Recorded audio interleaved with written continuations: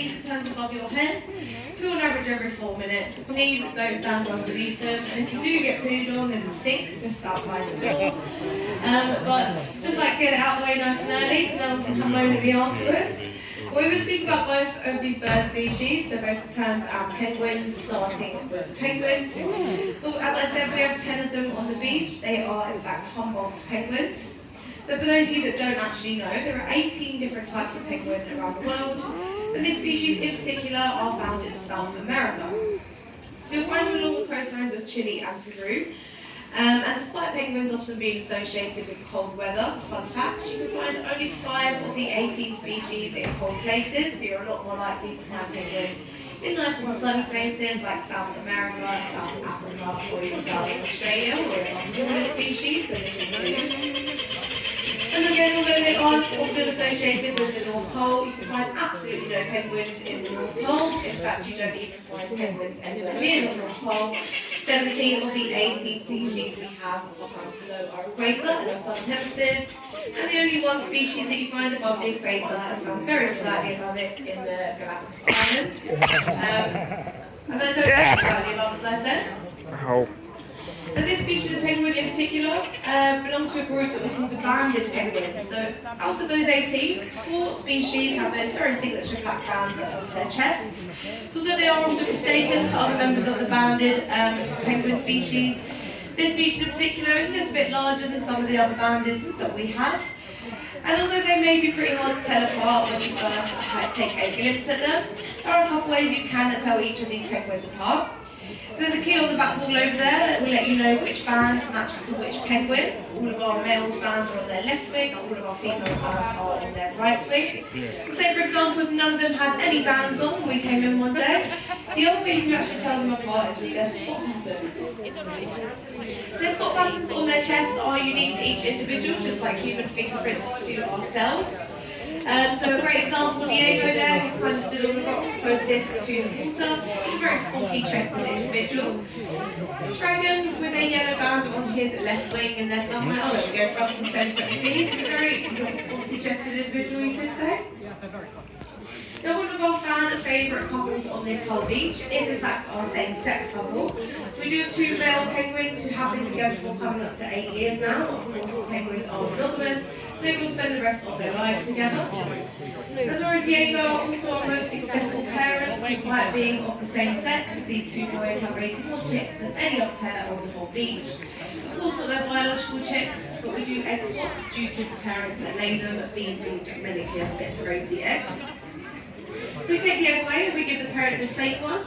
Usually, if they are deemed unfit, it's because they're on some form of medication, and both parents prefer to take to feed their young. So the risk of overdosing the chick if either parent is on medication, we take the egg away.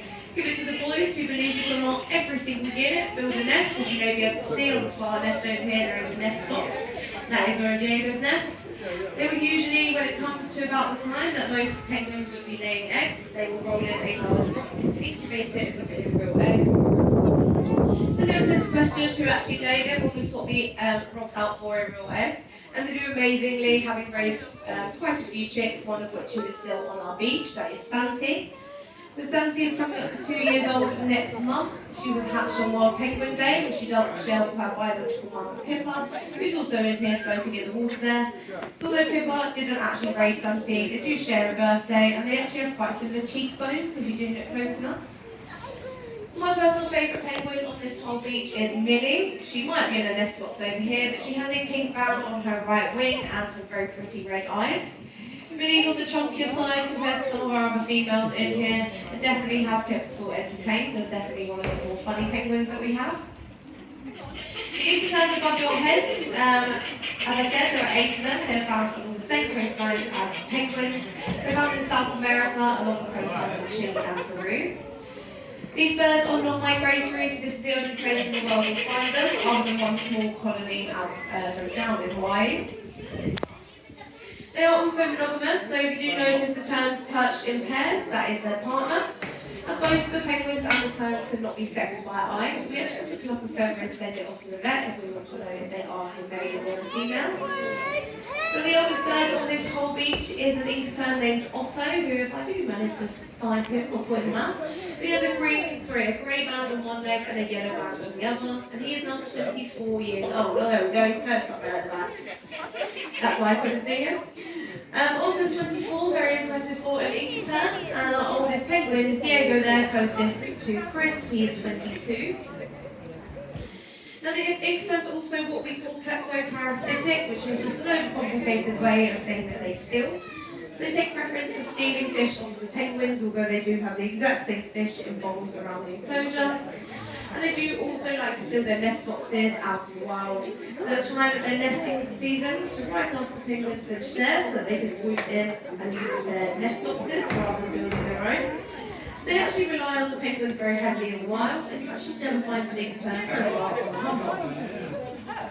Sadly, both the penguins and the terns are suffering with population declines at the moment.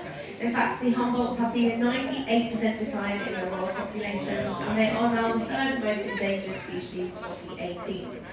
They were expected to be extinct already, and at the site that we support, there was not one successful hatching of a wild Humboldt last year. There's now more of them left in captive conservation programs, and there are left out in Chile and Peru. And as humans, we are the leading cause for their declines due to something that we call guano harvesting.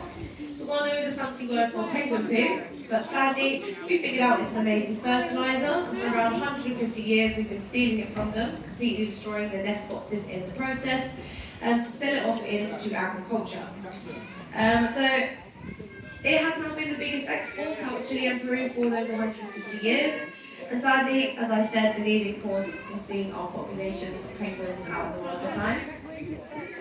As a team, we've actually done a few different fundraisers to raise money for PSJ, which is a charity that we support that work with the largest colony that we have left of these guys out in the wild. We've actually done a skydive dressed as penguins, we've done a cheerleading contest dressed as penguins, and a 5k run dressed as penguins. Hopefully we'll be doing some more things dressed as penguins soon to raise some more money for them. If you would yourself like to donate to PSJ, I do have a donation box. I'll put it somewhere you can get to it, and 100% of anything that goes into the pot goes straight to the charity. I'm going to bring my talk to an end, but if you do just want to come and ask me some questions about PSJ, either of these bird species or any other animals throughout the building, I'm going to hang around, so do feel free to come and ask.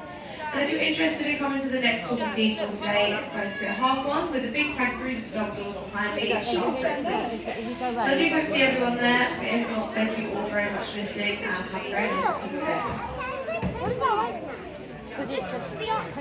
day.